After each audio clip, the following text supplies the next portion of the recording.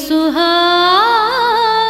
प्रणधर सुंदर साज जी, अब तक हमने सुना कि किस तरह से वे सच्चिदानंद स्वरूप आनंद को सत अंग की लीला और सत अंग को आनंद लीला दिखाने के लिए उन्होंने हृदय में पहले लिया, फिर दोनों अंगों के भीतर ये बात उपजी और इस खेल का कारण कारज बना। जब सखियों ने कहा कि हमें अक्षर भगवान की बनने मिटने वाली लीला देखनी है, तो धनी ने कहा ये पहला चरण है, पहली बार है, थोड़ा सा खेल हल्का रखते हैं। तो इसीलिए पहली बार भाई अक्षरातीत अर्धांगिनी है और श्री राज्य महाराज की हृदय सम्राज्ञी है, का मांग तो रही है, दिखा भी रहा हूं, लेकिन पहला चरण है, पहला खेल है। बहुत लाड और प्यार से ब्रिज गांव ब्रिज मंडल की रचना की गई। अक्षरातीत ने हृदय में लिया, जैसा कि मैंने पूर्व वर्णन किया, ये ब्रिज गांव जहां चारों तरफ प्रकृति, चारों तरफ वृक्ष, वृक्षों से लिपटी हुई बेलें, फूल, पुष्प, सदैव चलने वाली शीतल सुगंधित हवा और समीप में बहने वाली श्री जमुना जी, ये सुख अपार थे। ये प्राकृतिक सौंदर्य और सामने ही गोवर्धन पर्वत की सुंदरता, और उसके बाद उस पार ब्रह्म की बाल लीला। इसमें कल एक सुंदर साथ ने मुझसे कहा, आपने श्री कृष्ण जी की महिमा भी बता दी, राधिका जी के बारे में भी बता दिया, श्यामा जी के बारे में भी, तो दो शब्द गोपियों के बारे में भी बोलिए। गोपी भाव संसार का सबसे उत्तम, सबसे शुद्ध भाव, भक्ति की चरम सीमा, परिकाष्ठा, अनन्य प्रेम में लीन, अनन्य प्रेम की आचार्य है ये। इससे सुंदर कुछ भी नहीं। गोपियां कौन है? गोपियां जिनके तन, मन, धन, प्राण सब कुछ श्री कृष्ण है। वे श्री कृष्ण के लिए ही जीती हैं, वे श्री कृष्ण में ही डूबी हैं और श्री कृष्ण में डूबे डूबे ही घर का सारा कृत्य करती हैं। उनकी मति श्री कृष्णमयी है, वे निस दिन चिंतन केवल श्री कृष्ण जी का करती हैं। क्या कहा जाए इनकी महिमा का। प्रातः काल से लेकर रात्रि तक उनकी सारी चेष्टाएं केवल श्री कृष्ण को आनंद करने के लिए प्रेरित रहती हैं। यहां तक कि वे निंद्रा में भी कृष्णमयी हो जाती हैं, स्वप्न में भी श्री कृष्ण की ही समीप रहती हैं।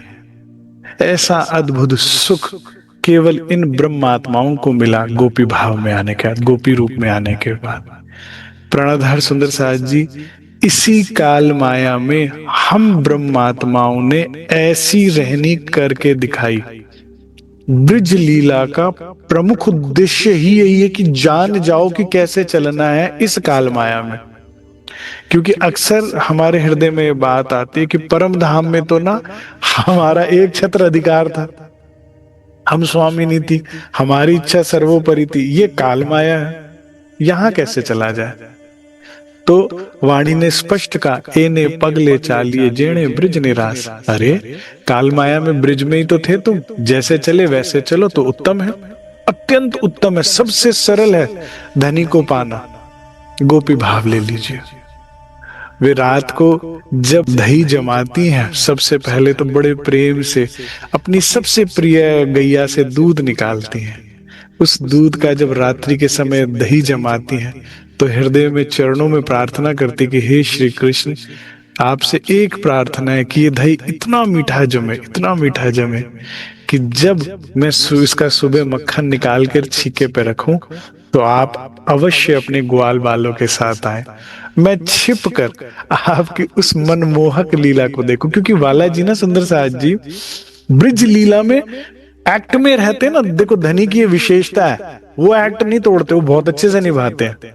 ठीक है, तो बाल रूप में चोरी कर रहे हैं तो चोरी करते हैं और झांक झांक कर देखते हैं इधर उधर, फिर माखन खाते हैं। कैसे वर्णन करूं, इतने सुंदर, एक तो भरे भरे गाल, ऊपर से गौर वर्ण, ऊपर से लालिमा लिए हुए, और ऐसे में चंचल चपल नैनों को जब नेत्रों को चितवन को चलाते हैं और भय का प्रदर्शन करते हैं, तो सखी जो है ना वो छुप कर देखती है और खूब तृप्त होती है। बालाजी को माखन आरोगते, मस्ती में नाचते, नृत्य करते, ग्वाल बालों के साथ शरारत करते, आनंदित होकर देख के तृप्त होती हैं। और इसकी मनोकामना स्वयं खुद गोपियां ही करती हैं। और देखिए, रात्रि को ये मांग लेती हैं सखियां, और सुबह उठकर जब उनको आकर चोरी करनी पड़ती है तो हमने क्या कहा उन्हें, माखन चोर। और उनका प्रेम देखिए, आपके प्रेम के लिए चोरी का नाम भी ले लिया हंसते हुए, क्योंकि मेरी सखियों की इच्छा थी। और फिर उसमें जो प्रमुख इच्छा है, दूर से देख के पहले तृप्त हो गई, फिर धप करके पकड़ लिया और बालाजी को पकड़ लिया, ग्वाल बाल सब भाग गए, और अब चोर जाने और सिपाही जाने, क्या सुख है। तुम आए घर काना चोर बन, चित जो चुराया उसका हिसाब तो दो। माखन खिंडाया मटकी तोड़ी, पर मेरे समीप दो पल बैठो। दो पल तो बैठो, तुमने जो सारी शरारत करी मैं सब, मुझे स्वीकार है। चित लगा मेरा तुम में प्रीतम, बाट निहारी प्रातः से। अब आओगे, अब आओगे, आवाज लगाई हृदय से मैं। आए हो कुछ क्षण तो बैठो, नेत्रों को रसपान करने दो। तो सखियां बालाजी को अपनी गोद में बैठा लेती, बाल स्वरूप है ना। नयन भर मैं देखूं तो तुमको प्रियतम, और फिर बड़े लाड से ना केश हटाकर, केश को जैसे छोटा बच्चा होता है ना उसके केश को पीछे करती है। ये सुख अपार है ब्रिज का।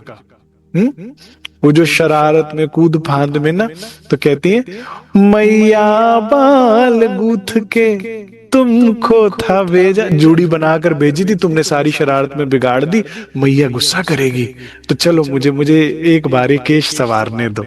ठीक है, तो सारे बालों को हाथों से पीछे लेकर वो सुख लेती है गोपियां, उनके केश।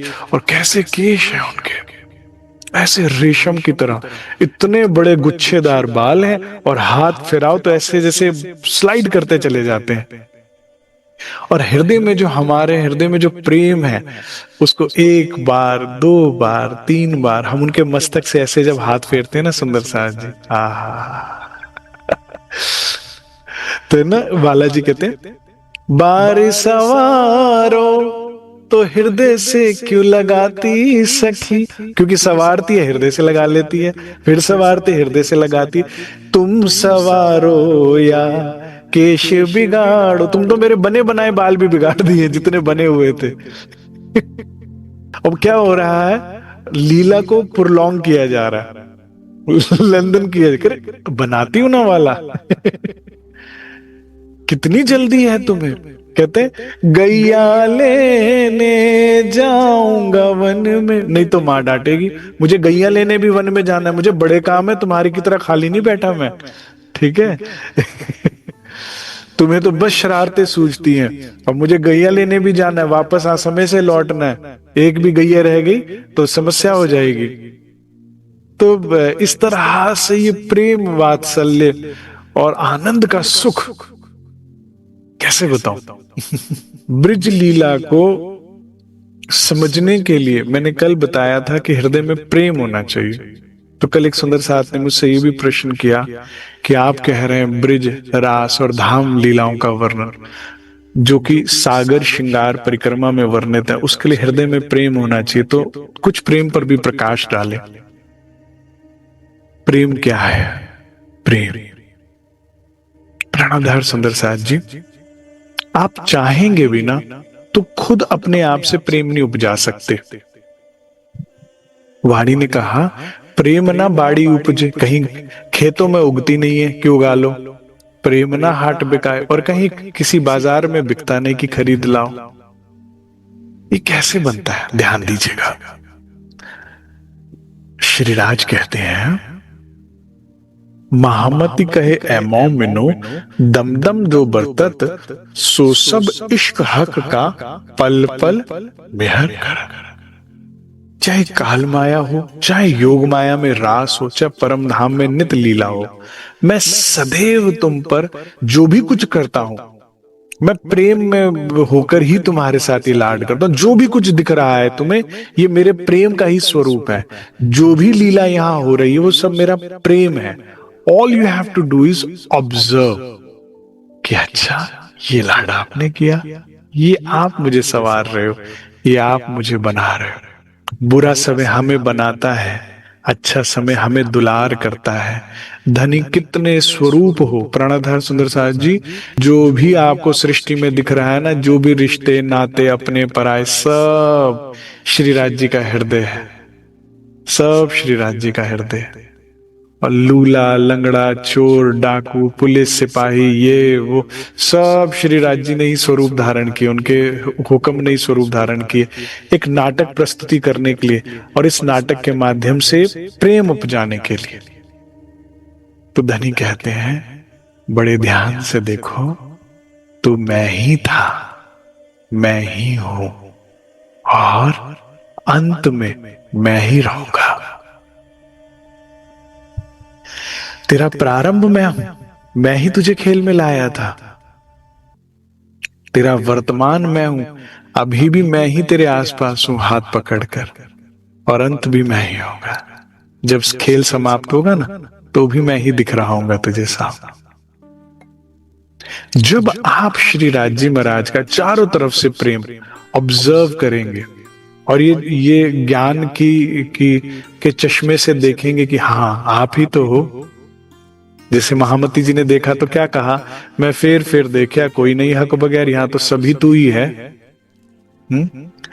तो जब आप ऐसा देखते हैं तो आपके हृदय में प्रेम उपजता है, और आपका हृदय गाता है, सबसे सुंदर, सबसे प्यारा है तेरा दरबार, लगा रहे यूं हमसे प्रीतम, बना रहे यूं हमसे प्रीतम, सदा सदा तेरा प्यार, तेरा दरबार न छूटे, प्यार की तार न टूटे।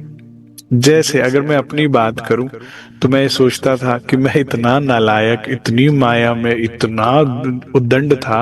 अब सदगुरु सरकार साहब श्री राज जी ने कहा, भाई दूर हुआ ना मंदिर तो शायद ये आए ही ना, 6 महीने में एक बार आए, साल में एक बार आए, इसे हर रोज बुलाना है, सुख देना है, तो मेरे घर से 1.5 किलोमीटर दूरी पर मंदिर बनाया। ये मैं ऐसा मानता हूं, ठीक है, कि मेरे घर से इतने समीप मंदिर बनाया कि मैं रोज शयन आरती में जा सकूं, रोज पड़ावनी करके लौट सकूं। हर महीने सत्संग भी है तो महीने, प्रारंभ में तो महीना भी जाना बहुत भारी लगता था, महीने में एक बार जाना भी भारी लगता था, तो समीप था। पास में मंदिर बनाया, फिर उसके बाद बीतक करके बहाने बनाकर हमें बुलाया, और फिर पास बैठा के हमें हमारा भला बताया, जिसमें हमने खूब अटकेलियां करी, खूब तूफान मचाया, खूब भागम भागी करी, नहीं करी। जैसे छोटा बच्चा खाने से भागता है और माँ पीछे पीछे पकड़ पकड़ के लाड कर करके खाना खिलाती है, मुझे तो लगता है ऐसे सतगुरु ने लाड किया हमें। मैं अपनी सच्चाई जानता हूं, है ना। इंद्रावती जी भी अपनी सच्चाई जानती है। वो कहती है ना कि तुम जानते थे ना धनी मैं कितनी उद्दंड थी, और कैसे तुमने, है ना, विनता विनवेरे पियूजी रसिया तुम्हें कहा, उसमें आप प्रकरण में आप पढ़ी कि आप जान तो कैसे आपने मुझे वश में किया, फिर जब आप वश में कर लिया तो अब क्यों नहीं आते मेरे पास, है ना। तो कैसे उसने हमें हमारा भला समझाया, कैसे हमारे भले के लिए हमारे ही दुश्मन बने सरकार साहब, और तन मन जीवन लगाया। तो जब आप ऐसा अनुभव करते हो तो फिर उसके बाद वाणी का महत्व बताया, फिर वाणी के माध्यम से हमें हमारी सच्चाई, और जैसे जैसे हमारी सच्चाई हमें समझ में आई, जीवन में एक निर्भयता आई। नहीं आई?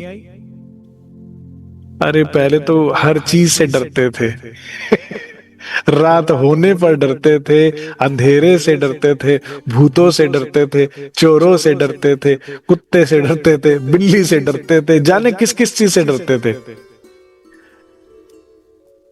टोनो टोटका से डरते थे सड़क पे, अरे किसी ने टोना किया हुआ, टोटका किया हुआ, यहां से बच कर लो, वहां से बच के निकलो।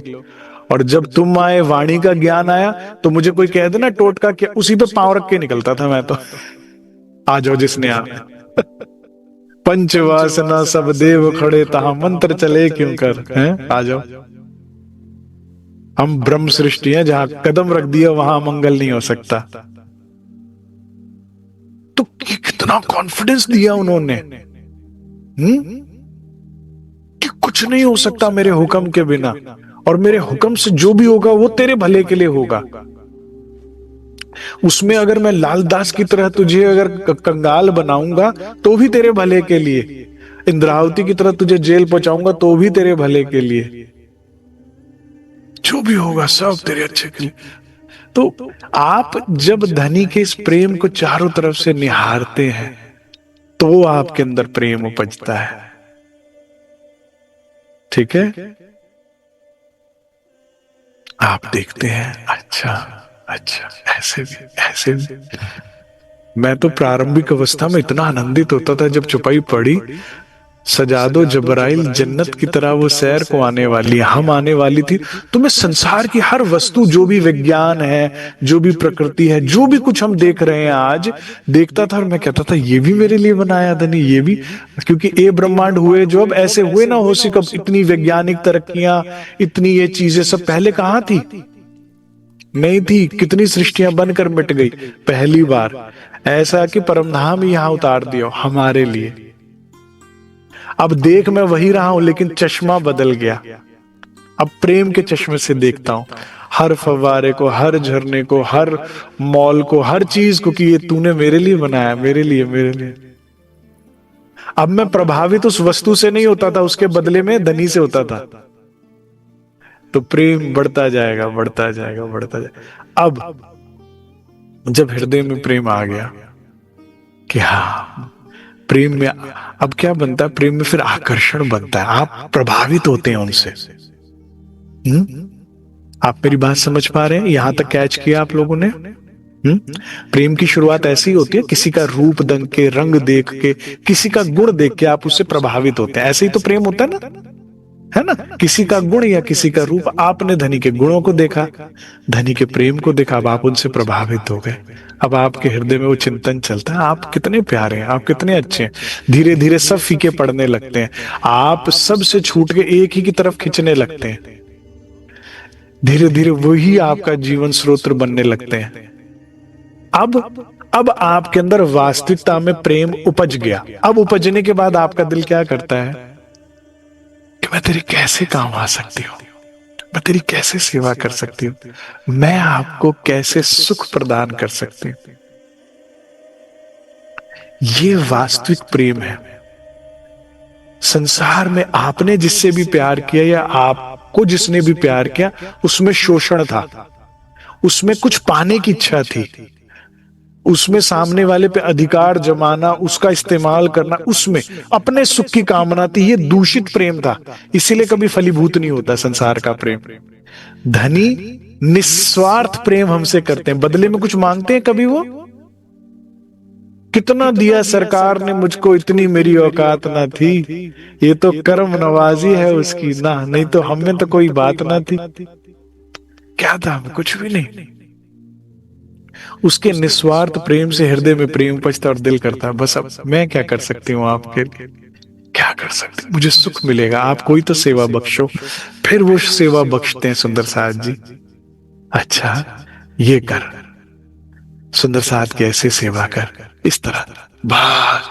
फिर ये अरस परस होते होते होते पहले प्रेम की फैक्ट्री उसी के हृदय में, ये याद रखना। हाँ, पहले वहीं से रॉ मटेरियल आएगा यहाँ पर, तुम्हारे अंदर कुछ नहीं। फिर ये रॉ मटेरियल यहाँ आया, उस मटेरियल से आपकी फैक्ट्री चालू होगी। अब ये रॉ जो फिनिश प्रोडक्ट है आप वहां पहुंचाओगे, फिर वहां से ये अरस परस अब कारोबार प्रेम का बढ़ता जाता है। फिर आपको धनी चरणों की सेवा में सुख मिलता है, धनी को आपकी सेवा में सुख मिलता है। आप जैसे फिर देखो, जब जिस दिन प्रेम को पालोगे ना, फिर आपके ऊपर भी वही चुपाई घटित होगी जैसा राज्य चाहते हैं। जैसे राज्य का सुख किस में है, धनी का सुख किसमें, वो कहते हैं मैं सुख सदा तुम्हें चाहूं, तुम्हारे सुख में ही मेरा सुख है। वो सदैव आपका सोचते रहेंगे और फिर आपका भी स्वभाव कैसा बन जाएगा, मैं सुख सदा तुम्हें चाहूं। एक टांग पर जलती धूप में मुझे खड़ा रहना पड़े ना, तो मैं खड़ी रहूंगी आपकी सेवा के लिए। जैसे कहोगे, जहां कहोगे, जिधर कहोगे, मैं हूं, मैं अब आपकी हूं। ये गोपियों का जो भाव है, धनी से प्रेम करने के बाद उनकी सब कुछ प्रियतम का हो गया, अब सब कुछ उनका है। और फिर जो सब कुछ प्रियतम पे लुटा देता है ना सुंदर साहब जी, आ हा, फिर वो मौज करता है। क्यों? अब जिम्मेदारी कुछ रही नहीं, अब सारी जिम्मेदारी उसकी। जब तुमने अपना तन मन धन समर्पण परिवार सब कुछ लुटा दिया, जो भी तुम्हें लगता था तुम्हारा है, तुमने धनी के ऊपर समर्पित कर दिया, अब उसी को तो संभाल के रखना पड़ेगा। फिर रूह कैसे घूमती है, फ्री हैंड, मेरा अब कुछ नहीं है। महाराज जी क्या कह रहे हैं, पत्नी कह रही कुछ तो लाए होगे, बेटी शादी लायक हो गई, कह रहे जिसकी है वो करेंगे, मेरी कोई नहीं है कुछ। कह रहे वो कह रहे उनकी तो बेटी नहीं है। हाँ, कह रहे इज्जत जाएगी, कह रहे इज्जत मेरी नहीं है, सदगुरु के, वो उसको देखेंगे। कुछ नहीं रहा तुम्हारा, अब वो संभाल रहा है सब कुछ। मेरा सब तू संभाले, मैं बस तुझे संभालू, मुझे तेरे श्री अंगों की सेवा मिले। एक बड़ा सुंदर भाव में पीछे पड़ रहा था, जिसमें गोपियां कहती हैं, जब बालाजी ने अपने पहले कदम रखने शुरू किए। छोटा बच्चा होता है ना सुंदर साहब जी, जिसमें दो हाथ पकड़ते हो आप, छोटी अपनी उंगली से उसको चलाते और वो पग रख रहा है। तो कहते हैं कि एक संत वाणी में कहा कि जब पग धरे श्री कृष्ण ने, गोपियन कही मैया इनको कुछ पहनाना नहीं है पांव में, हथेलियां रखती थी सखियां। रूपा राधा सुलेखा चित्रा सब कहते 10 पग चलना है कि 20 पग, सारी हथेलियां बिछ जाती थी कि इन पे पग धरेगा, चप्पल पहनाया कुछ भी पहनाया वो सख्त होगा, इनके चरणों को चुभेगा। धरती तो चुभने नहीं देंगे हम, वो भी नहीं चुभने देंगे। तो जिस जिस पर चरण चिन्ह रखते जाते थे वाला जी, आहा वो हथेली, आहा हृदय से। और अब इसमें अनुभव का विषय है, ये आपने सुन तो लिया, लेकिन राज्य कृपा करे किसी दिन आपको अनुभव हो। वो कोमल चरण जब धरते हैं हाथ पे, एक वो जो गुदगुदी होती है ना आपको, वो गुदगुदाहट, उसकी कोमलता की गुदगुदाहट अनुभव। ये गुदगुदाहट जो है तरंगे बनकर हृदय तक जाती है, प्राण घातक है। ये जो सुख है, ये आत्मा का सौदा है, ये आत्मा का धन है। मजाल है उसके बाद आपकी स्पर्श इंद्री कभी आपको तंग कर दे किसी और को स्पर्श करने के लिए, सब पत्थर लगेंगे उसके बाद, उस छुअन के बाद सब कुछ पत्थर लगेगा, इस जड़ में सब जड़ ही दिखेगा फिर। तो ये जो भाव है, अब बदले में कुछ नहीं चाहिए, बस उनकी सेवा, उनकी सेवा। तो अब एक दिन इस गांव में कालिया नाग के बारे में वाला जी को सूचना मिलती है कि कालिया नामक नाग जो है बहुत ही विषैला नाग है। वो एक तालाब में, सरोवर में आकर निवास करने लगा है, बिल्कुल गर्भ में बैठा है, लेकिन वो तो अंदर है, लेकिन वो इतना विषैला है कि उस सरोवर के सभी जानवर मर गए हैं, यहाँ तक कि उसको पीने वाले जानवर भी मर जाते हैं। और तो और वो इतना विषैला है कि अगर ऊपर से भी पक्षी निकल जाए उड़ता हुआ इस सरोवर के, तो वो भी प्राण त्याग देता है। ठीक है। अब प्रीतम को जब ये पता लगता है तो कहते हैं, ग्वाल बालों को कहते हैं, भाई आज तो खेलने वहां चलते हैं। पता लगा वहां की घास बड़ी हरी है, धरती बड़ी कोमल है, क्योंकि जहां कष्ट है वहां कान्हा है हरण करने के लिए। अब इस प्रसंग का ज्ञानी जन बातून क्या बताते हैं, गहन अर्थ क्या बताते हैं कि जब जब तुम्हारे हृदय में माया रूपी कालिया नाग आएगा, आना तो नहीं चाहिए था, आ गया, और अब वो विष छोड़ेगा अंदर, जिससे तुम मृतक समान होता नहीं है। जब संसार में हमारे अंदर काम क्रोध मोह लोभ अखार विकार आते हैं, तो ऐसे विष जब ये छोड़ती है माया, तो ऐसे हो जाते हैं मृतक जैसे।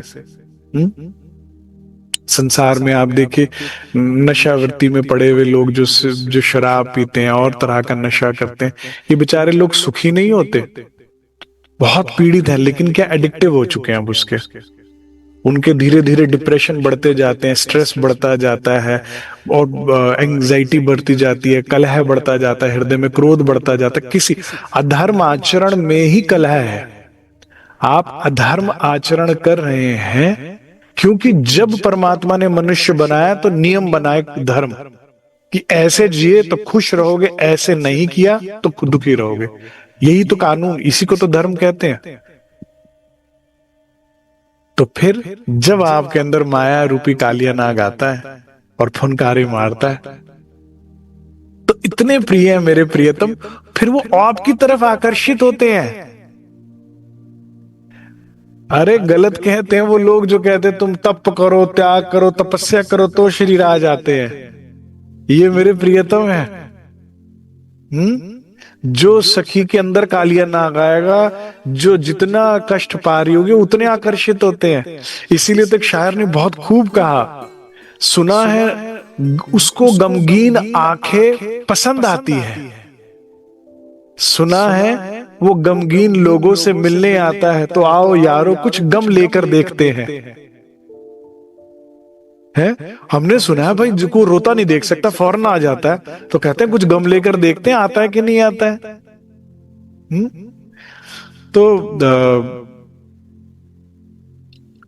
तो बालाजी कहते हैं ग्वाल बालों से आज वहीं चलते हैं, वहां की मैंने सुना है कि घास हरी है। हाँ, प्रणधार सुंदर साहब जी। अब सखा लोग आपस में जब बालाजी के साथ ग्वाल बाल जब खेलना शुरू करते हैं, तो गेंद बालाजी जानकर खुद ही ताल में फेंक देते हैं।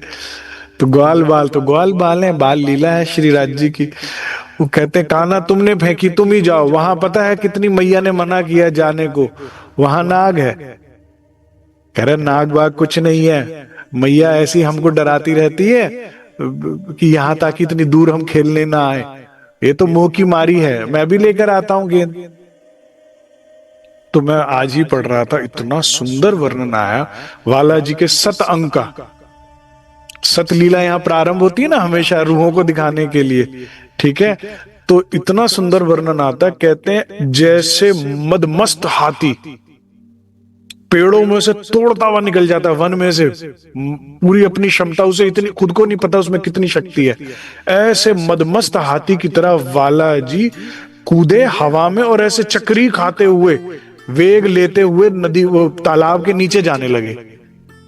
और उतना चक्रवात बनाया उन्होंने, इतना चक्रवात बनाया कि कालिया नाग पहले तो हिल गया कि पहले तो ये मनुष्य कौन, जिसकी हिम्मत मेरे समीप आने की, और मेरे गर्भ तक आ गया बिना, और जीवित है, और सारा हिला दिया मेरे, कहां गई मेरी पूंछ, कहां गया मेरा फन। चक्रवात ऐसे चक्रवात बनाया, जरूर जरूर जरूर जरूर जरूर भेदते हुए ताल को नीचे चले गए, और नीचे चाल कर जो उसका धोबी पछाड़ बनाया, धबड़ धबड़ धबड़ धबड़ धबड़ धबड़ करा, प्रभु सारे दांत टूट गए, अब तो छोड़ दो। कह रहा तेरा विष में आज निकालता हूं, तू हिम्मत कैसे हुई ब्रिज नगरी में आए। उसकी जो कहते काली नाग की जितनी भी अर्धांगिनियां थी सब करुण निवेदन करने लगी, विलखने लगी, और फिर वही वापस उनका चिदानंद स्वरूप आ जाता है। कहते अच्छा तो ठीक है, प्राण में तुम्हारे हरण नहीं करता। कहते मुझसे जो पाप हो गया, जो गैया या जो पशु, जो पक्षी, जो मेरे हाथों जिनका वध हो गया, तो आप क्या क्षमा कर देंगे उसका? कहते चिंता ना करो, अब तुमने क्षमा मांग लिया, उनको भी जीवित कर देते हैं। कह रहे मेरे हाथ है। कह रहे तुम जिनका प्राणंत करते जा रहे थे, मैंने सब जीवित कर दिए, चिंता ना करो। कह रहे ठीक है तो प्रभु मैं चलता हूँ। कह रहे चलता हूँ कैसे? मुझे ऊपर चढ़ो, छोड़ कर आओ। कह रहे अच्छा जी। तो अब उनको जो उनकी क्षमता का अनुभव हो गया, उनके सामर्थ्य का अनुभव हो गया, तो कह रहे जी सेवा में आपके मैं हाजिर हूं। इतने में सभी ग्वाल बाल पूरे ब्रिज नगरी को ले आए थे कि कन्हैया कूद गया, कन्हैया कूद गया, कन्हैया कूद गया, कालिया नाग के उसमें कूद गया। और यहाँ पर मैया यशोदा आ गए, नंद बाबा आ गए, श्यामाजू आ गए, सखियां आ गए, सारा ब्रिज। और बालाजी मौका छोड़ते नहीं ऐसे। जहां हृदय जो है मुख को आ रहा है कि कन्हैया गया, किसी को और जाने नहीं दे रहे, जो जाएगा वो नहीं जीवित लौट पाएगा, कि क्या होगा क्या होगा। ऐसे में कहते हैं चरण धरते हैं बालाजी कालिया नाग के फनों पर। वो बहुत विशाल नाग था, बड़ा अत्यंत विशाल, उसके इतने अनंत फन थे। उस पर उन्होंने चरण धरे, करे चल ऊपर। उनने अपनी ऐसे पूछ फुरफुर फुरफुर करके ऊपर करके पहले वो नाग, और ऊपर निकले, ऊपर शीश पर धारण कृष्ण। और ऐसे में उत्सव मनाने लगे ग्वाल बाल। अब जब ये ब्रिज में उत्सव मनने लगा, ढोल बजने का, नगाड़ा, नृत्य कर रहे हैं यहीं पर। काल के शीश पर नृत्य करे काना, तिकड़ तिकड़ धन धना धन धन धना धन धान। चरण थाप देवे, और वो कालिया ना करे इतना तो पीट दिया प्रभु, और कितना पीटोगे, धम धम धम। चरण चले तो शीश काली नाग। ऐसा लग रहा है बार बार फिर से नमन कर रहा है, माफी कर दो, ब्रिजवासियों से भी माफी मांग रहा है। ऐसे चरण बार बार टक टक टक टक टक टक उछल उछल थाप देवे, और हवा में चक्री खाते हुए नृत्य करते, फिर उस पे उसकी फन पर उतरते हैं, और फिर बंसी अधरों पे लगाकर फिर सुंदर मधुर तान के साथ सारे ब्रिजवासी जो भयभीत चिंतित हो गए थे, थोड़ा सा ही दिखाते हैं ब्रिज में ना खेल, थोड़ा सा दिखा के फिर एकदम भय हर लेते हैं उनका, फिर मंत्र मुग्ध करके अपनी फिर महामाया को जैसे कुछ हुआ ही नहीं, फिर आराम से उतरते हैं। और फिर कालिया नाग जी अपना चले जाते, करे याद दोबारा नहीं आना लौट कर। तो इस तरह से ये सुंदर अद्भुत लीला, माने मुझे ना राज जी की लीला सुंदर साज जी अत्यंत प्रिय है। आप बड़े ध्यान से अगर आप देखो तो उन्होंने कोई प्रयास ही नहीं किया है छुपाने के लिए कि मैं पार ब्रह्म। फुल डिक्लेरेशन के साथ चल रहे हैं फ्रॉम डे वन, कि तुम सोच रहे हो हाँ मैं वही हूं, जिसका तुम्हें इंतजार था, हाँ मैं वही हूं।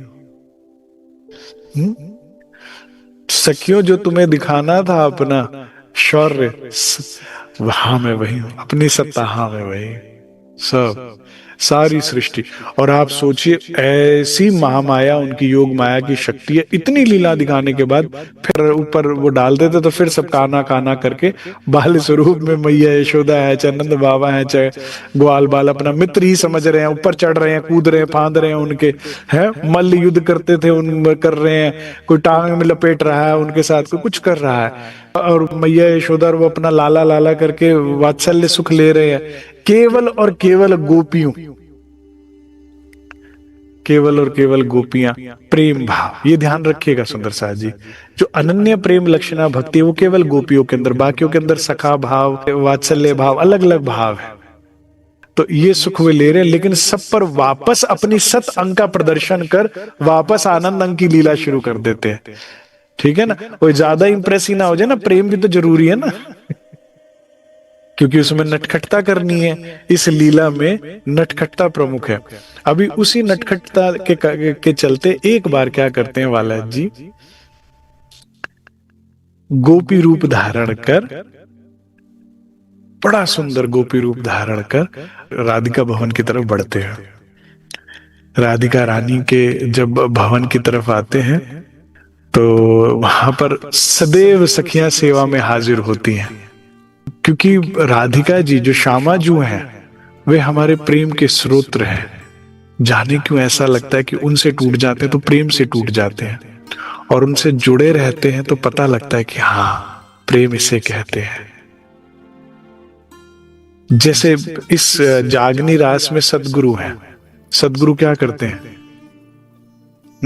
सदगुरु को अगर आप जुड़े रहो, उनके चिंतन में रहो, तो उनकी लीला से हमें समझ में आ जाता है कि जीवन में चलना कैसे है। कह गए कि सेवा पूजा, राज्य की सेवा, चितवन का क्या महत्व है। अब जिसने भी सदगुरु से प्रेम किया हो वो छोड़ सकता है कभी राज्य की सेवा? फिर जब शरीर में भी ताकत ना हो ना, फिर भी अगर आप सेवा पूजा करते हैं, करिए। कितनी भी बीमारी है, कितनी भी हारी है, कितना भी कोई कष्ट है, वाणी मंथन करते हैं, वाणी मंथन कीजिए।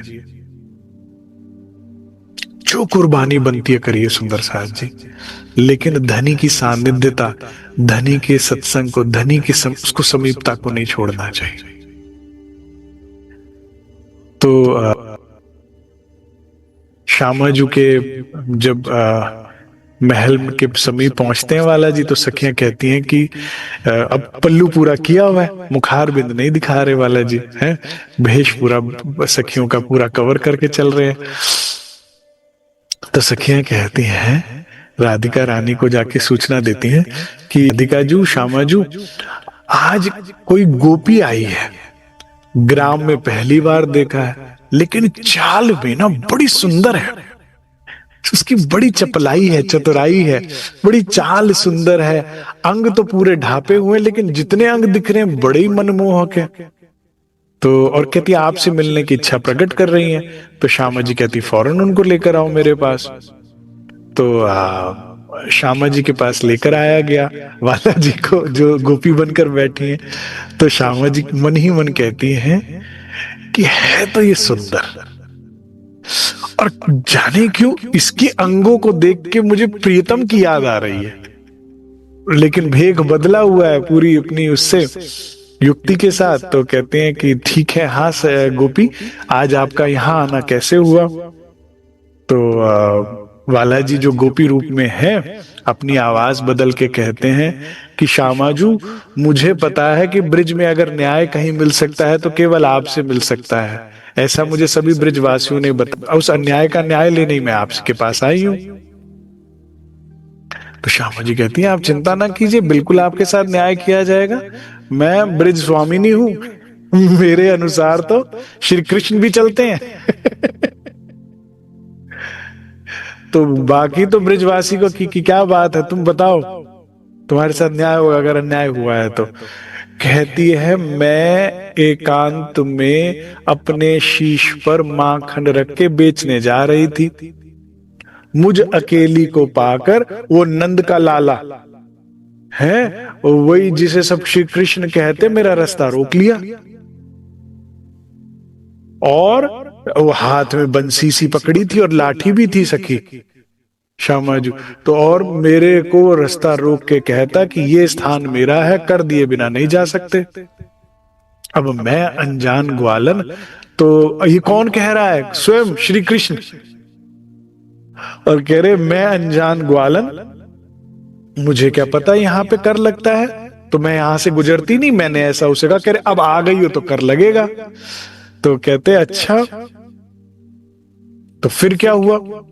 कहते, फिर क्या होना था, मुझे रोक लिया और मैंने कहा कि मैं कर नहीं दूंगी, मैं रास्ता बदल लूंगी, मुझे तो पता नहीं था, मैं तो अनजाने में यहां आई हूं। तो कहती, मेरा हाथ मरोड़ दिया, मेरा हाथ मरोड़ दिया, और फिर मेरी मटकी छीन ली, और मटकी छीन मेरा सारा माखन खा गया। तो राधिका जी ने कहा, इतनी सी बात? अरे सखी, इनको अभी 3 मटकी माखन दे दो और जहां एक है वहां छोड़ाओ, हो गया तुम्हारा न्याय। कह रहे, नहीं, यहां तक बात नहीं रुकी। कह रहे, फिर क्या हुआ और आगे क्या हुआ? कह रहे, यहां तक बात होती तो मैं फिर भी समझ लेती। मेरा माखन खाने के खाते खाते कह रहा, तुम मुझे बड़ी प्रिय लग रही हो, तो मुझे अब तुमसे प्रेम हो गया, अब मैं तुम्हें जाने नहीं दूंगा। कहते बताओ ऐसा भी कोई अधिकार दिखाता है क्या? ऐसा तो माता पिता ने भी नहीं कभी कहा कर आज अब मैं तुम्हें घर नहीं जाने दूंगा, मुझे तुम बहुत प्रिय लग रही हो, मुझे तुम्हें तुमसे प्रेम हो गया। तो अब यहाँ पर ना वाला जी ना थोड़ी सी उल्लंघन कर देते हैं मर्यादा का, जो सिर्फ वही कर सकते हैं और कोई नहीं कर सकता। कहते दिखने में भी साधारण सो है, दिखने में भी साधारण से, व्यवहार में भी उद्दंड है, और ऐसे को मैं काहे अपना दिल दे दूं? और बोलने में भी शालीनता नहीं है, तो मेरे को तो न्याय चाहिए, बड़ी मुश्किल जान छोड़ा मैं आप पर आई हूं, आपको उनको सजा देनी होगी। तो यहां पर कहते हैं कि किशोरी जी को बड़ी ठेस पहुंची, 2 मिनट के लिए वो मौन हो गई, और उसके बाद बालाजी सामने बैठे हैं, आंखों में उनके एक आंसू आ गया। कहती है तुमने मेरे प्राण प्रियतम प्राणेश्वर सकल गुण निधान के बारे में जो कठोर शब्द बोले हैं मुझसे सुना नहीं गया। वे श्री कृष्ण जिनके चरण रज को प्राप्त करने के लिए ब्रह्मा विष्णु महेश अनंत योग साधनाएं करके तपस्या करके उन चरण रज को प्राप्त करने की मंशा रखते हैं सदैव। वे श्री कृष्ण जिनकी चरण रज पाने के लिए त्रिलोक में कोई ऐसा नहीं, देवगणों में ऐसा कोई नहीं जो तरसता ना हो, जिनके रूप गुण सौंदर्य की साक्षी सूर्य और चंद्र भी देंगे कि उससे सुंदर कुछ नहीं देखा उन्होंने 14 भवन में। तुमने उनके बारे में ऐसा क्यों बोला कि वो साधारण दिखते हैं? और ये क्या कर रहे हैं वाला जी? प्रेम अजमा रहे हैं उनका। क्योंकि तुमने ऐसे कैसे कह दिया कि वे साधारण है? मैं अपने उसके लिए प्रीतम के लिए ऐसा बिल्कुल नहीं सुन सकती। तो अब बालाजी ने कहा भाई बात ना बिगड़ रही है। तो बालाजी कहते हैं तुम तो ऐसे कह रही हो जैसे तुम भी उसके प्रेम में वशीभूत हो। तो कहती है हाँ मैं उनके प्रेम में वशीभूत, मैं उनसे प्रेम करती हूँ। कहती लेकिन तुम करती हो ना, वो तो देखो आई गई का रास्ता रोक रहा है, वे तुमसे प्रेम नहीं करते। तो अब यहां पर श्यामा जी कहती है देखो सखी तुम शिकायत लेकर आई हो, इसलिए दंड नहीं दे सकती मैं तुम्हें, लेकिन तुम ऐसा ना कहो उनके बारे में कि वे मुझसे प्रेम नहीं करते, उनके प्राण जीवन सब कुछ मैं ही हूं। कहती है अच्छा। अब बालाजी कहते हैं अच्छा ठीक है, तो फिर अगर ऐसा है तो उनको बुलाकर दिखाओ। अगर वे तुमसे प्रेम करते हैं तो तुम्हारी करुण पुकार पर तुरंत आ जाना चाहिए ना, देखना वो कहीं खेल कूद रहा होगा, काना आएगा नहीं। तो ऐसे में जो श्यामा जू हैं वे अपने नेत्रों को बंद करती हैं और हृदय से पुकारती हैं श्री कृष्ण श्री कृष्ण। तीसरी बार बोलती हैं और बालाजी को अपने वास्तविक स्वरूप में आना पड़ता है। जब राधिका जी नेत्र खोलती हैं तो उनके चरणों को स्पर्श करके नीचे बैठे होते हैं, और यहां पर वे क्षमा याचना करते हैं कि मैंने आपको सताया, और फिर उसके बाद कहते हैं कि अब मैं आपको एकांत में मिलने आया था। गोपियां तुम्हारा रास्ता बाहर रोके रहती हैं हमेशा, तो मैं जब भी आता हूं तो गोपियां साथ में आ जाती हैं और तुमको होश नहीं, इसीलिए मैं भेक बदल के ये सारा नाटक करके आया था। और फिर यहाँ पे राधिका जी को श्री कृष्ण जी सुख देते एकांतिक का। इस तरह से प्राणाधार सुंदर साथ जी असंख्य सुख गोपियों ने प्राप्त किए, जिसमें सत अंग ने सत और आनंद दोनों लीलाओं का सुख लिया, और इसमें आनंद अंग ने भी आनंद और सत दोनों का आनंद लिया। अब ऐसे प्रेम करने वाले श्री राजी महाराज और ऐसा प्रेम करने वाली सखियां और श्यामा जी, बोलो तो अब जैसा कि कहा जाता है ना कि उन्होंने पर पुरुष कह दिया। हाँ, तो कैसे कह सकती थी कि पर पुरुष है? मैं बताता हूं कैसे कह सकती थी। ये खेल की शुरुआत कैसे हुई? पहले आया हक दिल में, फिर आया हादी, और फिर आया रूहन ना। अब भले ही एक छीका हमारे सर पे फोड़ देते हैं श्री राज कि तुमने मांगा, मैंने तो 3 बार मना किया, लेकिन वास्तविकता तो यही है ना। कि उन्होंने हृदय में लिया। अब ये प्रकट वाणी इसका भेद खोलती है कि कहते हैं जब है तो अक्षर आत्म ना, जोश धनी धाम, अक्षर की आत्म जो है वो सुख ले रही है इस प्रेम और आनंद का राज्य का। जोश है, नहीं तो जोश के बिना अक्षर कुछ कर नहीं सकते, उनके अंदर तो सती है।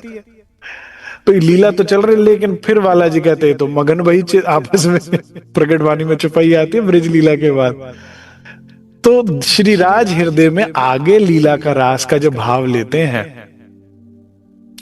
तो सखियां जो प्रेम में मग्न है, यहां पर आनंद अंग में सत का, माया का प्रवेश करवाते हैं। जब माया का हृदय में प्रवेश करवाया, क्योंकि सतंग ने लीला ले ली, बाकी सतंग को लीला ऊपर देनी है ना रास में ले जाकर। आनंद अंग ने सतंग देख लिया, जितनी सत की लीला देखनी थी इतना ही दिखाना था पहली बारी में। तो बालाजी ने हृदय में जब लिया तो आनंद अंग के हृदय में भी माया प्रवेश करी। और यहां पर अब से पहले ताना नहीं लग रहा था, अब सास का ताना लगने लगा, ससुर की आंख दिखने लगी और पति का डंडा दिखने लगा और सब होने लगा और हृदय में उनके परिवर्तन आने लगा। तो कहते हैं कि एक दिन बालाजी ने सखियों को मधुवन में बुलाया और कहा, सखियों आज रात्रि को मेरा जो है जन्मदिन है, शरद पूर्णिमा का चंद्रमा है और आज मेरा जन्मदिन है, आज आप तुम अपने घर मत जाओ। ठीक है, तो आज आप अपने घर मत जाओ, आज हम पूरी रात यहां रास का सुख लेंगे। लेकिन अब जहां सखियों के अंदर माया प्रवेश कर चुकी, माया का अर्थ क्या है प्राणाधार सुंदर साथ जी? मां मतलब है या मतलब नहीं, जो है ही नहीं मगर लगे वो माया है। ठीक है, तो माया अंदर प्रवेश कर चुकी है, तो अब संसार सच लगने लगा, अब लोक लाज जो है सताने लगी। तो उसमें हम सखियों ने कहा कि तू निर्लज कामी पर पुरुष और हम कुलवंती नार, तेरा आगे पीछे तो कोई है नहीं, हमारा सारा घर परिवार संसार है। कहता है रात्रि को यहां रुक जाओ। तो बालाजी कहते हैं तो फिर क्या मैं तुम्हारा कुछ भी नहीं? कहते कैसे, हमारा पति तो हमारे घर है ना। तो कहते हैं तूने बहुत सताया कान्हा और तेरे से ज्यादा तेरी मुरली सताती है, क्योंकि ये तू बजाता है तो हमें आना ही आना पड़ जाता है, नहीं तो हम अपना घर परिवार देखें। अब जब बालाजी को 7 सखियों की ऐसी वार्ता हुई तो कहते ठीक है फिर आज से मुरली नहीं बजेगी। यहां से 52 दिनों का वियोग होता है, जिसमें बालाजी सखियों को नहीं बुलाते और सखियां बालाजी को नहीं बुलाती। हृदय में सबके तड़प बन गई, बहुत बन गई, विरह की अग्नि बहुत बढ़ गई। ये विरह की अग्नि प्राणाधार सुंदर साथ जी धनी के पूर्ण मिलन और पूर्ण सुख से पहले अत्यंत अनिवार्य है। जो भी सुंदर साथ मुझे कहता है ना कि भाई राज जी इतना क्यों रुलाते हैं, इतना क्यों सताते हैं, मिलने क्यों नहीं आते, तो मुझे दुख होता है कि इन्होंने समझा नहीं। वो पत्थर दिल नहीं है, ये एक प्रोसीजर है। विरह ही आपके हृदय को निर्मल करता है, निर्विकार करता है। अब आपने अनुभव नहीं किया ना तो आपको ये बात पता नहीं, केवल विरह की अग्नि ही है आपको निर्विकार करती है पूरी। ठीक है, आपकी कोई भी मनोकामना संसार की जो आपको संसार में फंसाए हुए, जब धनी कृपा कर आपको विरह देते हैं, और ये कृपा है, ये आपकी दौलत नहीं है कि मैंने विरह किया तो राज्य क्यों नहीं मिलते, ये कृपा से दी जाती है। तो जब ये दिया तो इस विरह के महायज्ञ में आप सब कुछ, आत्मा अपने आप ही सब कुछ डाल देती है कि ये भी नहीं चाहिए, ये भी नहीं चाहिए, ये भी नहीं चाहिए, बस तू चाहिए। सभी स्वेच्छा से हंसते हंसते, जो वैसे छोड़ना बड़ा मुश्किल था, लेकिन विरह दे दिया तो अब सब छोड़ना आसान हो जाता, अब सिर्फ तू चाहिए। तो ये जो है आपको निर्मल करती है विरह। तो विरह का अग्नि में उनको वो करना था, पवित्र पूरी तरह से करना था, क्योंकि अब महारास खेलनी है ना। हाँ, महारास, महारास, रास क्या है? रास अद्भुत प्रेममयी रास, जो अब जिसका वर्णन आगे जाके वाणी में भी आता है और श्रीमद् भागवत में 5 अध्याय में भी आता है। ये है क्या? ये विलासीनता की परिकाष्ठा है। इससे ऊपर कोई विलास हो ही नहीं सकता, इससे ऊपर कोई सुख हो ही नहीं सकता। ये रस की वर्षा है, ये आनंद की मदमत्ता है। मुझे बड़ा ये शब्द बड़ा सुंदर लगा जब मैं रास का वर्णन पढ़ रहा था। मदमादकता, अर्थात तुमने रास खेली नहीं। मद माने नशा, मादकता जब चढ़ जाए, प्रेम की मस्ती में कहां पग जा रहे हैं, कहां अंग आभूषण जा रहे हैं, कहां हम हैं अलमस्त हाथी की तरह। अगर आप वो नहीं हुए तो आपने रास नहीं खेली। तो प्रेम की मदमादकता है। अब ये अनुभव का विषय है। समस्त विकारों का पूर्णतः अंत रास है। जो इसका एक बार श्रवण करता है, चिंतन करता है और इसकी मनोकामना, ये कभी भी स्त्री या पुरुष का भाव है ही नहीं, इसमें स्त्री पुरुष है ही नहीं, उस भाव से परे है। इसमें पूर्णतः निर्विकारता है। ये चिदानंद स्वरूप की लीला है। ये रास उस उत्तम प्रेम जो परमधाम का जो प्रेम है उसका स्वरूप है। इसके चिंतन से समस्त विकार, काम, क्रोध, मोह, लोभ, अहंकार, ईर्ष्या, द्वेष, समस्त विकारों का नाश हो जाता है। प्राणधार सुंदर साथ सदा सदा के लिए। जिसने एक बार रास का रस चखा, अब उसके बाद वो कुछ और चखना ही नहीं चाहेगा। मेरी बात समझ में आ रही है? आपने कोई बहुत पीने का पेय पदार्थ या कुछ भोज, उसके बाद यही लाओ, यही लाओ, और कुछ नहीं खाना, यही खाना। तो जिसने रास चखा उसके बाद उसको कुछ और चखने का दिल ही नहीं किया। इसीलिए वाणी ने कहा कि इश्क आगू ना आए माया। उसके बाद ये हार जाती है। उसके पास कोई ऐसी चीज ही नहीं है जो दे सके माया और आपको लुभा सके। रास का जिसने एक बार रस चखा। तो जो सखियां हैं, जो ब्रह्मात्माएं हैं, वो एक ही मनोकामना करती है, धनी ब्रिज, रास और धाम का सुख हमें दीजिए। यहां तक कि अगर आपने रास को नहीं समझा ना, तो आप सागर श्रृंगार परिक्रमा को नहीं समझ पाओगे। क्योंकि अगर निज धाम लीला पूरी पिक्चर है तो रास ट्रेलर है। जैसा जैसा इसको समझते जाओगे तो समझ में आएंगे। क्योंकि सिमटे हुए शब्दों में धाम लीला का वर्णन आया वाणी के अंदर। जो निज लीला उसे निजी रखा गया है। बहुत बीज रूप में है निज लीला वाणी के अंदर। ये वृक्ष रूप में अपने आप धीरे धीरे बनेगी, लेकिन उसके लिए तुम्हें समझ में आनी चाहिए रास कि क्या है रास। तो उस महारास, उस पवित्र लीला में प्रवेश करने से पहले सखियों को 52 डेज 52 दिन का जो वियोग दिया, उस विरह की अग्नि में उनको निर्मल करते हैं। फिर 52 डेज के बाद एक दिन वाला जी गैयाओं को चराने के लिए जब वृंदावन जाते हैं तो ग्वाल बाल समस्त गैयाओं को लेकर लौटते हैं, लेकिन कृष्ण नहीं लौटते। ठीक है, सखियां देख भी रही हैं, सब पूछ रहे हैं कहाँ गए कृष्ण, कहाँ गए कृष्ण, लेकिन वे कहाँ पहुंच जाते हैं? योग माया, योग माया की लीला में पहुंच जाते हैं। प्रणधार सुंदर साथ जी, ये जो रास है कहाँ खेली गई है? काल माया में खेली गई है, परमधाम में खेली गई है। घर ते तीत ब्रह्मांड थे अलगो, चुपई आती है। घर में नहीं है, परमधाम में नहीं, घर ते तीत ब्रह्मांड ते अलगो। लेकिन काल माया में भी नहीं, इससे भी अलग योग माया, जो अक्षर भगवान के अंतस्करण के 4 अंग है, अव्यकृत सबली केवल सत्स्वरूप ब्रह्म। योग माया में योग माया धनी आश्रित वहां पहुंचते हैं और वहां पर बाल स्वरूप से किशोर स्वरूप धारण करते हैं और किशोर स्वरूप धारण कर अधरों पे बंसी रख उसको स्वर फूंकते हैं।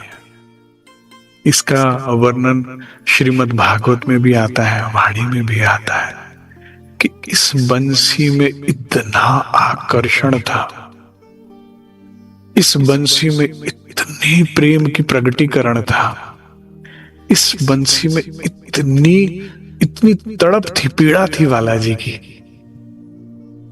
कि सारी सखियां जो भी कुछ कर रही थी वो नहीं कर पाई। नहीं तो कभी कोई स्त्री अपने पुरुष को छोड़ती है? कहती मेरा तो जीवन प्राण सब कुछ वो है, मेरा जीवन कैसे चलेगा पुरुष के बिना? क्या कोई माँ अपने बच्चे का त्याग करती है? संसार में हो ही नहीं सकता कभी। हो सकता है कभी? औलाद माँ को छोड़ दे, समझ में आता है संतान, लेकिन माँ कभी संतान को नहीं छोड़ सकती। लेकिन कहते हैं इस बंसी ने मति हर ली, मैं हर ली, तुम कुछ और होश ही नहीं रहा। इस बंसी ने सखियों के चित्त को चुरा लिया। तो जैसे कोई अपनी बेशकीमती वस्तु के चोरी हो जाने पर वो चोर के पीछे भागता है जोर से उस वस्तु के लिए, ऐसे बालाजी ने बंसी बजा सखियों के चित्त को चुराया। तो चित्त जो है वो बंसी की आवाज कहां से आ रही है वहां भागा और सखिया चित्त के पीछे भागी कि मेरे चित्त को चुरा के कौन लेके जा रहा है? भाई सबसे कीमती वस्तु है, चुरा के कौन ले जा रहा है? और इस तरह से सखियों ने जो इतना कठिन भवसागर जिसे पार करने के लिए बड़े बड़े ऋषि मुनियों को हजारों लाखों सालों की तपस्या करने के बाद भी फल प्राप्त नहीं हुआ, कि भवसागर पार नहीं हुआ। जिस निराकार को पार करने के लिए जब ब्रह्मा जी ने भी प्रयास किया तो उनकी क्षमता नहीं थी वापस लौट आके आना इसी 14 लोक, क्योंकि ये नियम है। एक शर पुरुष के अधीन एक शर ब्रह्मांड रहता है। शर पुरुष मतलब भगवान आदि नारायण। परंतु किसी एक शर ब्रह्मांड के शर पुरुष भगवान आदि नारायण या उनके बाद त्रिदेव ब्रह्मा विष्णु महेश दूसरे शर ब्रह्मांड में नहीं प्रवेश कर सकते। दोनों के बीच में अनंत अनंत दूरी है निराकार की, प्रवेश नहीं कर सकते। सबको अपने अपने ही शर ब्रह्मांड में, और ऐसे असंख्य ब्रह्मांड है। ठीक है, हाँ। तो कभी जो पार नहीं कर पाए वो ब्रह्मात्माओं ने वो निराकार ऐसे पार कर लिया। किसके बल पर? प्रेम के बल पर। प्रेम दिखाऊं तुमको साथ जी, अपना मूल वतन, ये प्रेम। इसीलिए मैं एक ही बात आपसे कहूंगा, धनी से जब भी कुछ मांगो तो सिर्फ प्रेम मांगो। प्रेम माने पाने की मनोकामना नहीं, कि धनी हमारे हृदय में प्रेम उपजाओ। क्या मांगो? कि मुझे आपसे प्रेम हो जाए और कुछ नहीं चाहिए। बाकी जो भी कमी है मुझे मंजूर है, जीवन में हर कमी मुझे मंजूर है।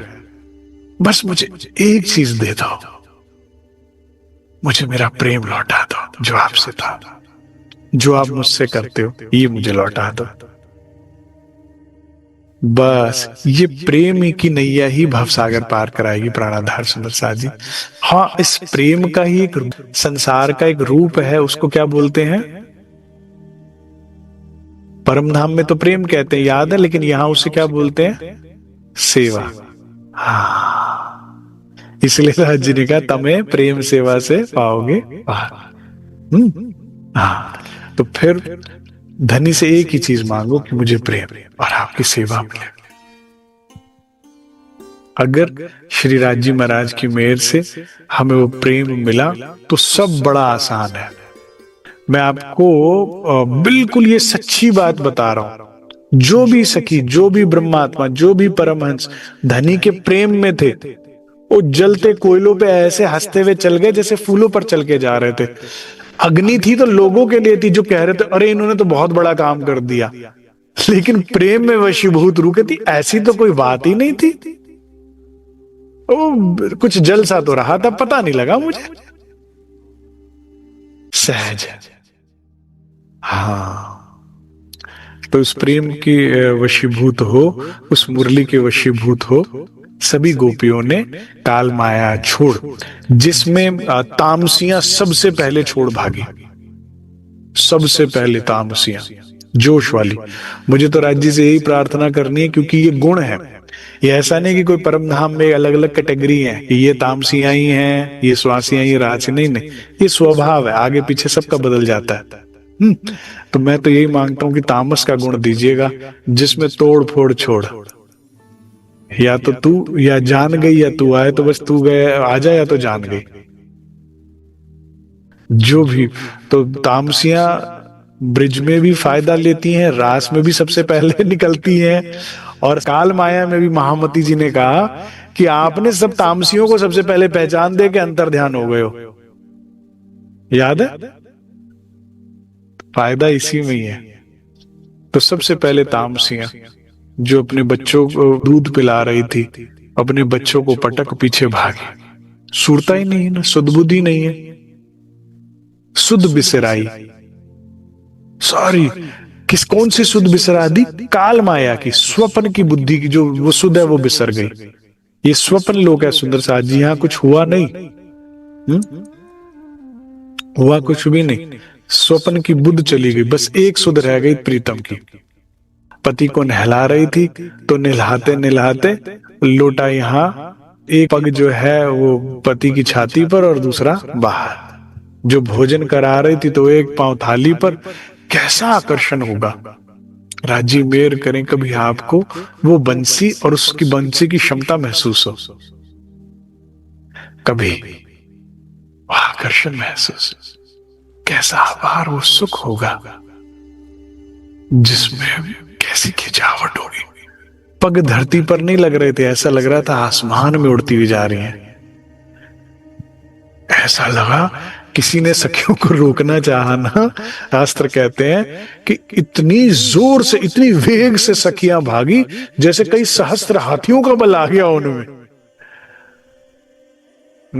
कि उनको रोकना की क्षमता ही नहीं थी। और ये वेग जो था, ये जो बल था, ये प्रेम का था, ये सखियों का बल नहीं था। उसमें इतने सहस्त्र हाथियों का बल आ गया कि आप रोक ही नहीं पाओगे, क्योंकि शोर मचा तो रोकने की कोशिश की गई, जिसमें तामसियां सबसे तोड़ फोड़ छोड़ पहले भागी। फिर उसके बाद राजसियों ने क्या किया, गिरिवाला जी से मिलने जा रहे, अच्छा लगता है ऐसे चले जाए, राजसी है ना, तो इन्होंने उलट किया, श्रृंगार कर लेते हैं। लेकिन बंसी बज रही और फटाफट पहनो, पाजेब कान में पहन ली, गले में पहन ली है। ये क्या है? सुधी नहीं, गले का हार है, पाँव में लपेट ले, लगता है यही पाजेब है। बंसी खींच रही है और बुद्धि कह रही नहीं, श्रृंगार करे बिना अच्छा नहीं लग रहा, प्रीतम से इतने दिनों के बाद जाना है, मिलना है। तो सब उलट पुलट किया श्रृंगार, काजल का तिलक लगा लिया, तिलक का काजल बना लिया, ऐसे करके ये राजसियां भागी। और स्वासियां करी, ओ देवर जी खड़े हैं, ओ ससुर जी आ गए, ओ कैसे जाऊं, इतने में किवाड़ हो गए बंद। जिसने खेल की मर्यादा देखी तो किवाड़ बंद होने पर फिर इन्होंने तन छोड़कर ब्रिज से योग माया में पहुंचे। अब प्रणधार सुंदर साथ जी योग माया में जैसे ही सखियां बिल्कुल, जिसे कहते हैं ना योग माया का प्रवेश द्वार है, वहां पर पहुंची। वहां का सुख अपार है, उसका सुख लेंगे हम कल हम सुनेंगे कि किस तरह से धनी ने उथले वचन कहे, कैसे उन उथले वचनों ने हमारे हृदय को बेधा, और उस उथले वचन का वास्तविक कारण क्या था, कल समझेंगे बहुत। फिर उसके बाद कल श्री राज्य महाराज का किशोर अवस्था का श्रृंगार शोभा को समझेंगे, ठीक है। और उसके बाद श्यामा जी का श्रृंगार, और फिर वृंदावन का सुंदर दृश्य जो वृंदावन धाम कहलाता है। भजमन श्री वृंदावन कुंज बिहारी नित्य विलास, जो वृंदावन धाम कहलाता है, वो कैसा है, क्या सुंदर है, कैसा सुखकारी है, उसका अनुभव करने का प्रयास करेंगे। और फिर उसके पश्चात रास की रामतों का भी सुख लेने की कोशिश करेंगे, ठीक है। प्राणधार सुंदर साथ जी, एक विनती मैं और आप सबसे करूंगा, जब तक एटलीस्ट ब्रिज की लीला चल रही थी या रास की लीला चल रही है, थोड़ा सा संयम नियम का पालन करें। पूरे दिन में टीवी हो सके तो ना देखें, कोई जहाज नहीं डूबेगा आपका, कोई कारोबार नहीं खत्म हो जाएगा आपका, कोई दुनिया नहीं खत्म होने वाली। थोड़ा परहेज रखें टीवी का, मोबाइल का, गॉसिपिंग का, इधर उधर बेवजह जाने का। आप पढ़ाई करते हैं, नौकरी करते हैं, व्यापार करते हैं, घर का काम करते हैं, करिए, लेकिन अड़ोस पड़ोस यहाँ वहां इससे उससे। मैं ये क्यों कह रहा हूं, क्योंकि जो पढ़ने वाले बच्चे होते हैं और उनके जब पेपरों के दिन होते हैं, जब उन्हें सब याद करना होता है ना, तो माता पिता कहते हैं बेटा पढ़ाई करो या आराम करो, इधर उधर खेलना या बात करोगे ना किसी से तो पढ़ाई भूल जाओगे। तो जब ये सुख राज्य हमें देना चाह रहे हैं, तो अगर हम पूरे दिन को पवित्र रखेंगे, हृदय को निर्मल रखेंगे, संसार की छींटें जो माया फेंकने आती है किसी किसी रूप में नहीं लगने देंगे ना, तो हम इसका पूरा सुख ले पाएंगे। शेरनी का दूध जैसे सोने के पात्र में ही टिकता है ना, अन्य पात्र में फट जाएगा, लेकिन अगर पात्र गंदा हो तो भी दूध फट जाता है। तो इस पात्र को दूध डालने से पहले बढ़िया से मांज के रखें पूरे दिन में, ताकि जब ये भाव आपके आगे व्यक्त किया जाए तो चितवन लग ही जाए, क्या पता कृपा से धनी की। कोशिश तो करनी चाहिए ना सुंदर साथ जी। तो इस तरह से थोड़ा परहेज बंधेज रखने की कोशिश करें, कम से कम जब तक ब्रिज रास चल रहा है। वैसे तो पूरी ब्रह्मलीला जागनी रास तक का भी करिए, लेकिन इतना तो करिए कम से कम, तो पूरा लाभ आपको मिल पाएगा। इतनी छोटी सी विनती है। बोलो श्री प्राणनाथ प्यारे की जय। सोई सुहागिन धाम में जो कर सी